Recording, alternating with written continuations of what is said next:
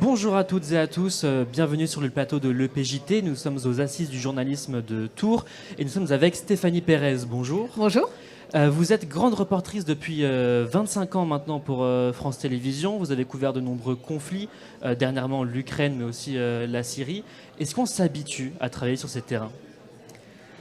Non, on ne s'habitue pas parce que chaque conflit est différent et chaque situation est différente. Donc c'est sûr que on s'habitue au drame, on s'habitue au malheur, on s'habitue au risque.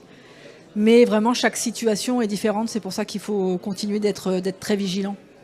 On a vu beaucoup dans les conflits récemment que les journalistes étaient pris pour cible. Est-ce que vous avez le sentiment d'être de plus en plus pris pour cible parce que journaliste sur ces terrains ? En tous les cas, si à une époque, les journalistes n'étaient pas ciblés, justement, s'il suffisait d'avoir le fameux bandeau presse pour pouvoir être préservé des attaques de l'un ou de l'autre des camps que l'on suivait.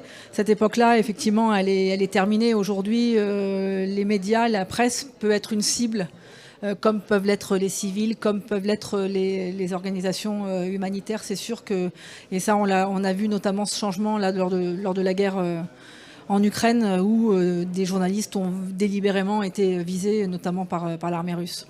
Et ça vous crée un sentiment de peur, ça, quand vous travaillez sur le terrain ? Ça ne crée pas un sentiment de peur, mais ça veut dire qu'il faut augmenter la vigilance. Notamment, je peux vous donner un exemple, par exemple sur le choix du logement, quand vous allez dans une zone vraiment concernée par les combats, par exemple quand vous allez dans le Donbass en Ukraine.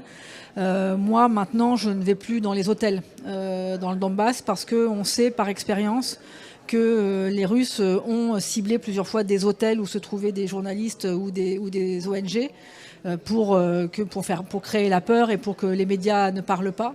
Donc moi maintenant je suis plus vigilante et on va privilégier plutôt des appartements chez l'habitant. Donc voilà, c'est des nouveaux mécanismes qu'il faut mettre en place parce que ce sont des nouvelles données qu'il faut prendre en compte quand on couvre un conflit. Et on arrive malgré tout à bien faire son travail malgré ce sentiment de peur que l'armée russe, par exemple, essaye d'instaurer chez vous ?